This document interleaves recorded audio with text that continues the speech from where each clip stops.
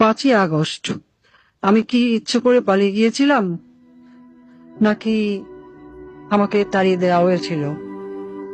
আমি মনে করি এই সত্যটা আপনাদের সকলে জানা প্রয়োজন। সত্যটা আসলে জানেন কি, 5ই আগস্ট যদি আমি দেশ ত্যাগ না করতাম, ছাত্র জনতা যদি সত্যি গণভবনে প্রবেশ করতে পারত, আর সেখানে যদি আমি অবস্থান করতাম, আজ আপনাদের সামনে যে আমি, সেটাও হয়তো সম্ভব হতো না। তারা আমাকে কখনোই জীবিত রাখতো না, গাদ্দাফির চেয়েও করুণ পরিণতি করত। প্রশ্ন হলো, 5ই আগস্ট কেন হতে হলো? দেখুন, 5ই আগস্ট যদি আমি অনুভবন ত্যাগ নাও করতাম,